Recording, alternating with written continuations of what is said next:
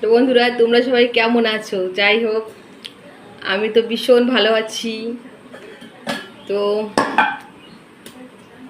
ভালো তো থাকতেই হবে, তাই না? আমি ভালো থাকলে তো আমি অন্যকে ভালো রাখতে পারবো। আমি যদি নিজেই ভালো না থাকি তাহলে আমি অন্যকে কিভাবে ভালো রাখবো? তো আর কি, তোমাদের কার কার আমার মুখটা দেখতে ইচ্ছা করে, কার কার আমার মুখটা দেখতে না ইচ্ছা করে, সেটাও আমাকে জানিও। তো কেন বললাম কথাটা, দেখো, কারোর যদি আমার মুখ না দেখতে ইচ্ছা করে, আমার তো কিছু করার নেই। তাকে তো আর আমার পাচাটা দেখাতে পারবো না। কেন? দেখো, পাচাটা লাখ টাকা দাম আছে। হ্যাঁ, কেউ কেউ আমাকে, ধরো ভিডিওতে না আর কি, ভিডিওর বাইরে অফলাইনে যারা থাকে আমার আশেপাশের লোকরা, আমাকে সকালবেলা দেখলেই নাকি তাদের দিন ভালো যায় না, বলে দেখতে ইচ্ছা করে না, দেখলে তো আমার দিন ভালো যায় না। আরে ভাই, মুখটাই তো দেখাতে হয়, তো কি দেখাবো? তাহলে মুখের থেকে, হ্যাঁ, মুখের তো কোনো দাম নেই, দেখো মুখটা খুলেই বেরোই আমরা রাস্তায়। আর পাছাটা তো আর খুলে বেরোই না যে আমি পাছাটা দেখাবো। এখন যদি আমাকে বলে তুমি তোমার পাছাটা দেখো, সেইটা আমি পারবো না, কেন? পাছাটা লাখ টাকার দাম। হ্যাঁ, এবার ওনার আমার মুখ দেখতে ভালো লাগে না, বলে মুখ দেখলেই দিন খারাপ যায়। তো তোমরাই বলো তো, তাকে কি দেখাতে হবে আমার? হুম, আমি একটা কথাই বললাম, কিছু করার নেই। তোমার জন্য আমি আর, মুখ যদি আমার নাই দেখো তাহলে আমার কিছু করার নেই।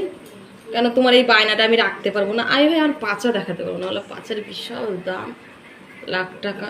সেখানে আমি যাত্রার জন্য আমার পাচা দেখাতে পারবো না? উফ, এদিকে মশাটাও আমাকে কামড়াচ্ছে। তারপরে হলো আরেকটা কথা, আমার ভিডিও না দেখলে জানতোই না তারা যে আমি এতটা রাক্ষস, এতটা খাই। এই কারণে আমি শ্বশুর বাড়িতে থাকি না, বুঝেছো? হ্যাঁ, সেইটা আর কি আলোচনা হয়, ভালো কথা আলোচনা হয়। আমি শ্বশুর বাড়িতে থাকি না, ভালোই লাগলো শুনে। রাক্ষস সবই না কেন, সবার ঘরেতে মা লক্ষ্মী সব কিছু দেয় না, ঠিক আছে? খাওয়ার দাওয়ারও এটা মা লক্ষ্মীর দান, দান না থাকলে সবাই খেতে পায় না, ঠিক আছে?